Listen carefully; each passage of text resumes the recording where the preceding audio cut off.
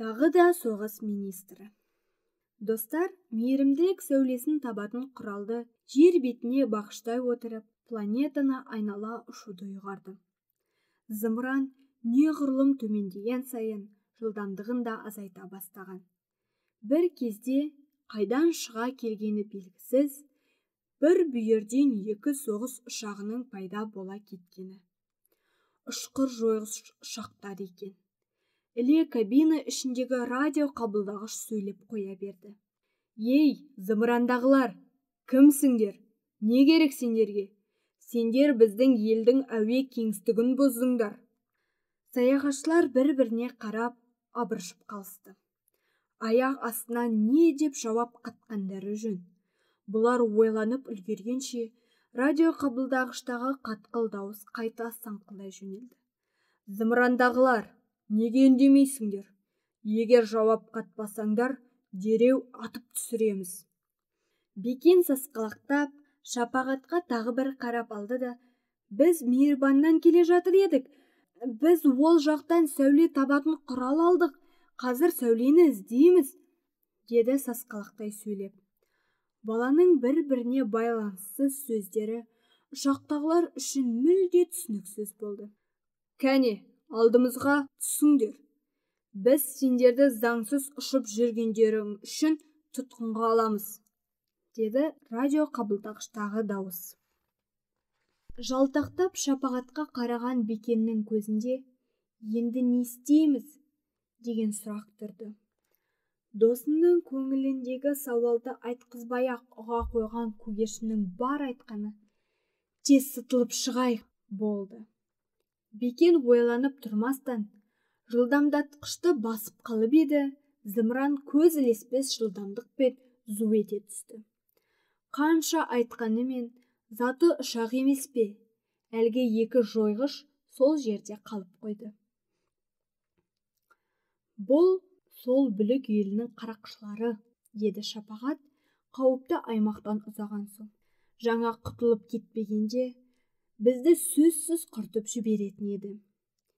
Енді екі достың көңілдері жайланып, зымыранның жылдамдығын тағы да бәсеңдетті.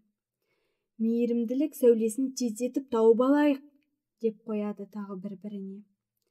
Бұлардың асыға күткені Дән еліндегі соғыс жайлы хабар еді. Радио қабылдағыш көп күттірген жоқ. Дән еліндегі қантөгістің әлі тоқтамағанын, жер шарының әр жерінде осыған ұқсас түрлі соғыстардың жүріп жатқанын қысқаша хабарлап өтті. Бұл достар үшін шын мәніндегі қайғылы хабарды. Осынау қырғын соғысты тоқтату үшін қолға алған істері әлі нәтижесіз. Жазықсыз қырылған бейбіт халықтың саны барған сайын молая түсуде. Бар үміт мына мейірімділік сәулесінде еді. Енді байқаса, оның да оңайшылықпен табыла қоятын түрі жоқ. Міне, зымыран жер бетіне жанаса ұшып келеді. Жалпақ дала, ну орман, өзен көл артқа қарай сырғып қалып жатыр. Құралдың белгі берер сыңайы байқалмайды. Тысыр ете қабылдаған радио қабылдағыш тағы тіл қатты. Зымыран, тыңда. Иә, деді Бекен әлденеге үміттеніп. Біз тыңдап тұрмыз. Сөйлеп тұрған бүлік елінің соғыс министрі болып шықты. Қайдан естігенін кім білсін? Зымырандағы саяхатшылардың өзіне өтінішпен келген көгершін мен бала екенін біліп қойыпты. Жаңағы екі соғыс ұшағын жер соқтырған да осылар екенін анықтапты. Енді міне, жылы-жылы сөйлеп, достарды алған бақытынан қайтаруға тырысып бағуда. Бекеннің ызасы мұндай келмес. Тағы да оп-оңай алдай салмақ қой. Тапқан екенсің ақымақты. Ондай арам пиғылы енді орындала қоймас. Бала радио қабылдағышқа аузын таяп, бар даусымен айғайлап жіберді. Әуре болмаңыз, министр мырза. Біз бәрібір соғысты тоқтатпай тынбаймыз. Біліп қойыңыз оны. Бізді бір рет алдап соқтыңыз. Солда жетер. Соғыс министрінің дауысы сабырлы қалпынан бір ауытқыр емес. Балақай, ересек адаммен қалай сөйлесу керектігін сендерге үйретпеген екен. Бірақ оқасы жоқ. Мен сенің бір білместігіңді кешіремін. Тек біздің әуежайға келіп қонсаң болғаны. Жоқ, біз енді бүлік еліне бармаймыз. Үгіттемеңіз, бәрібір ештеңе шықпайды, деді Бекен өршелене айғайлап. Бұл сөздің шын екенін аздан кейін соғыс министрінің өзі де түсінді. Даусы күрт өзгерген ол қатал шешімін де айтып үлгербеді. Балақай, ендеше өз обалың өзіңе. Біз сен сияқты әуе кеңістігін бұзған қарақшыны бүйтіп сайраңдатып қоя алмаймыз. Қазір атып түсіруге бұйрық беремін.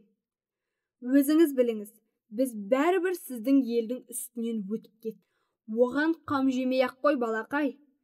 Біз манадан бері сендерді бақылап отырмыз. Енді құтылам деп ойлама бәлем. 1 минуттан кейін біздің соғыс зымыраны сендерді тас-талқан етеді. 1 минут. Бұл тым аз уақыт еді. Достар енді шындап сасайын деді. Зымыранды дереу төмендетіп қондырғаннан басқа амал жоқ. Екеуі де төмен қарап еді. Айнала көз жеткісіз телегей теңіз су екен. Зымыран сол шалқар мұхитты қуалап, қырғидай зымырай жөнелді. Оларды аман алып қалған мұхит ортасындағы шағын арал. Әйтпесе, зу ете түскен соғыс ракетасының зымыранды қағып түсері анық еді.